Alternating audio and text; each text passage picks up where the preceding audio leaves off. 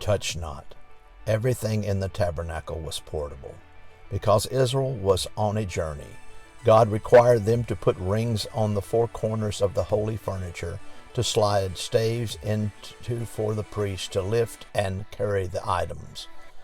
The Ark of the Covenant could never be touched by any man, and the staves must never be removed. This teaches reverence and sanctity for the things of God and the ministry. Modern Christians desperately need to relearn this lesson. Exodus 38, verse 7, He put the staffs into the rings on the sides of the altar to bear it withal. The breastplate. The priest's breastplate was attached to the ephod vestment by the golden rings. It had 12 stones, each representing a tribe of Israel. This dramatized the role of the high priest as the intercessor before God in behalf of the 12 tribes. Some believe that individual stones became illuminated when God had a special message for a particular tribe.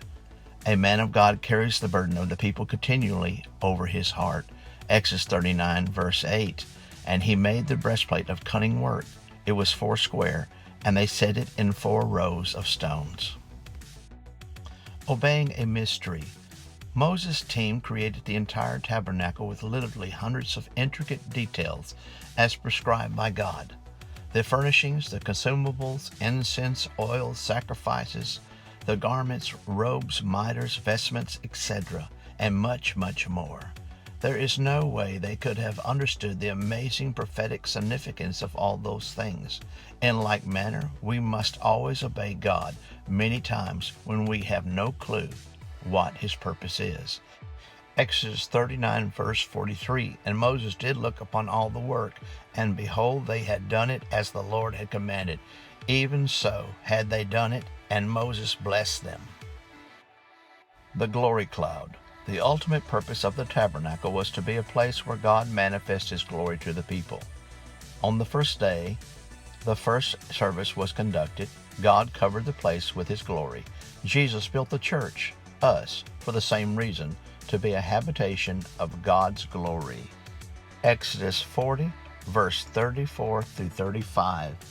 Then a cloud covered the tent of the congregation, and the glory of the Lord filled the tabernacle. And Moses was not able to enter into the tent of the congregation, because the cloud abode thereon, and the glory of the Lord filled the tabernacle.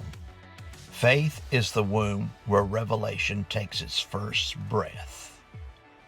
Major on mercy. I beseech thee, show me thy glory. Exodus 33, verse 18. What would you say is the single, most outstanding thing about God? What's His most important characteristic? Some people would say it is His power, others His holiness, but God Himself would give you a different answer. You can find that answer in Exodus 33, where Moses is asking God to show him His glory. Now the word glory could literally be translated heavy weight. It refers to the heaviest, biggest, grandest thing about someone. It's the sum total of their worth. So what Moses was actually saying was, Lord, I want to see the weightiest thing about you. I know your grandest attributes. What did God say to him in response?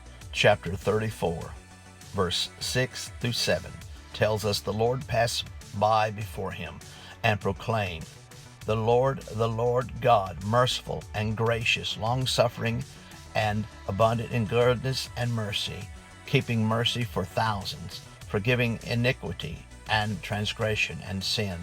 Just think about that.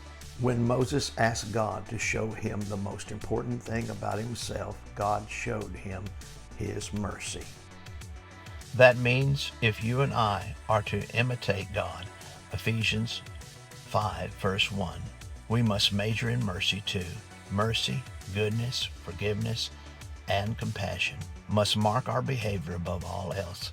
Major on mercy, and others will see the glory of God in you.